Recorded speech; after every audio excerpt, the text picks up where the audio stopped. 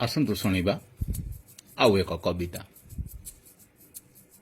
ଚାଲ ଚାଲ ପୁଣି ଥରେ ଆରମ୍ଭିବା, ମନେ ପକାଇବା ସେଦିନର ପ୍ରଥମ ସକାଳ। ଶୀତଳ ଅରୁଣିମାର କଅଁଳ ଛୁଆଁରେ ରୋମାଞ୍ଚିତ ହେବା, ଶୀତଳ ଅରୁଣିମାର କଅଁଳ ଛୁଆଁରେ ରୋମାଞ୍ଚିତ ହେବା। ପଦୁଅ ପତରର ଢଳ ଢଳ ପାଣିରେ ପୁଣି ଥରେ ନାଁ ମେଲିଦେବା, ପଦୁଅ ପତରର ଢଳ ଢଳ ପାଣିରେ ପୁଣି ଥରେ ନାଁ ମେଲିଦେବା। ତୁମର ମୋର ବିତିଥିବା ପ୍ରତିଟି ଦିନ, ପ୍ରତିଟି ମୁହୂର୍ତ୍ତ ସବୁକୁ ଦୋହରାଇବା। ଜହ୍ନ ରାତି ସବୁକୁ ନେଇ କବିତା ଲେଖିବା, ଜହ୍ନ ରାତି ସବୁକୁ ନେଇ କବିତା ଲେଖିବା। ଡେଣା ବାନ୍ଧି ସମୟର ପ୍ରତିକୂଳେ ଉଡ଼ିଯିବା, ଚାଲ ନୂଆ ନିଡ଼ଟେ ବାନ୍ଧିବା, ଚାଲ ନୂଆ ନିଡ଼ଟେ ବାନ୍ଧିବା।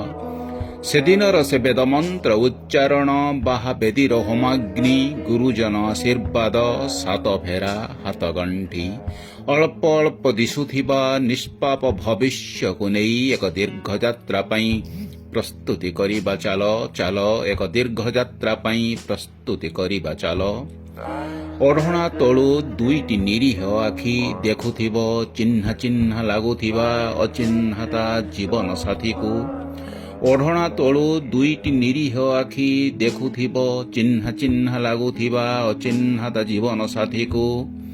ଆଉ ଏ ଅନଭିଜ୍ଞ ଗୃହସ୍ଥ ସେ ଚାହାଣୀର ଥଳକୂଳ ମାପିବାରେ ଅସମର୍ଥ ହୋଇ ସେଥିରେ ବିଲୀନ ହୋଇଯାଉଥିବ ଏକ ପରମ ପ୍ରାପ୍ତିର ତୃପ୍ତିରେ। ଭାରି ସୁଖଦନା ସେ ସାୟଙ୍କାଳ, ଭାରି ସୁଖଦନା ସେ ସାୟଙ୍କାଳ।